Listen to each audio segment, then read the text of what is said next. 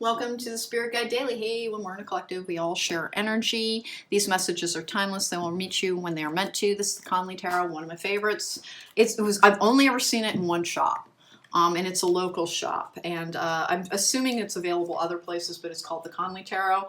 Making magic oracle cards, messages of love as well. Recently, I have been also billing these as a good way to learn intermediate tarot. That will become self-explanatory, but I was getting so many comments about how, hey, I'm learning more about tarot from watching these. Well, I should probably advertise that. Here we go, 1 and 2 and 3. What do we got for the collective today? Guys, please don't forget to subscribe. Helps my channel.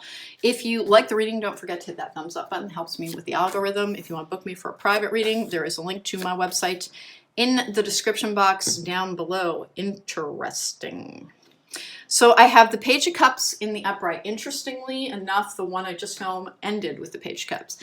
Page of Cups is sometimes a flirtation. It's an offer. It is something emotionally pleasing coming towards you. For my younger viewers, it can in fact be a flirt. It can be somebody coming towards you as well. Why the pages frequently represent younger people.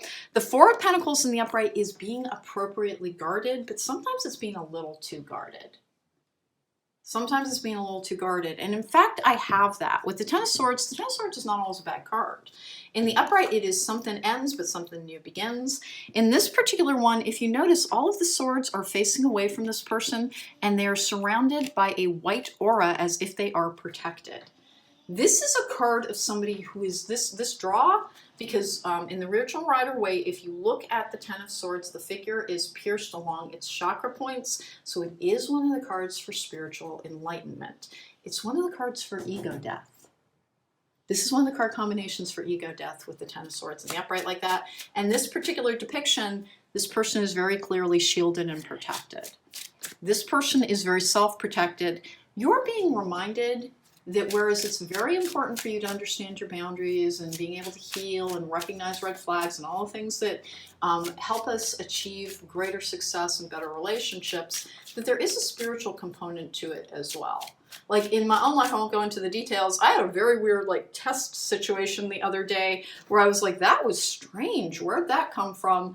And it very much, my card combinations, it explained to me what it was.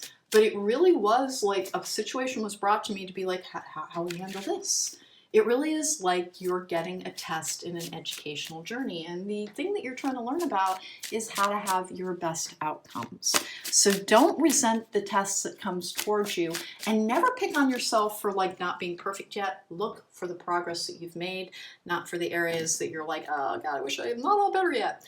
It takes a while. If something took years and years to put into place, it's going to take a little bit to reinforce and basically support that emotional structure within. Be patient with you. Second chance. This relationship deserves a second chance. Now remember, it could be your second chance in life. That is the point of healing. No matter what stage you are at in life, if you feel better and you are happier, it doesn't matter if you have 5 years or 55 years ahead of you. Those will be every day being in a better and a healed condition. And even if you only get it for 3 years, that is 3 years you would not have otherwise had. Always try to take that perspective. And we do live with regret and grief over the lives that we didn't get to live because we weren't healed enough, but that is everybody's fate. We all change over the course of our lives and become a better version of ourselves. Here we go. Being guarded in your interactions with something where you have been vulnerable before, but you're not. If you're not, if anything, you can be a little too steel-plated sometimes. Here's what I've got, is somebody who used to feel absolutely everything, and that is the hard part about being empathic. If you're an empathetic person, then you feel things very, very deeply. Most trauma survivors are very empathetic because their brains were kept in a constant state of stimulation with very large emotions. So they were they weren't emotionally regulated in a calm, safe environment. They were frequently in a very volatile ones, and their emotions can ping pong back and forth. Now the good part about that is that they get big happy and big joyful and big love and big all the positive things, but then they have to learn to deal with the counterbalancing backswing of that, which is that your anger will be bigger, your sorrow will be bigger, etc., etc. Here's the thing, when you can strike that balance, you get the benefits without the detractions. And the thing that happens though is that people who are very empathetic, and you're very empathetic because your receptors never close down because you're always needing to be hypervigilant, is you need to learn how to be very self-protective. But being self-protected and being guarded are not interchangeable concepts and shouldn't be treated as such. Trust in yourself to have an open heart space as you approach the world, and know that your shields will lock into place when they are needed. But you do not need to approach the world in a shielded or guarded capacity. If you're healed, you can see the crap easily, and your shields go up as you need them. Felix Felicitas, power symbol to create lucky, serendipitous events. Something's going on here. It's going to be different from person to person. Remember, these are general guidance. Unfortunately, they can't take the complete place of personal readings. There is an opportunity. It is potentially a second chance at life. Could it be a second chance with a person?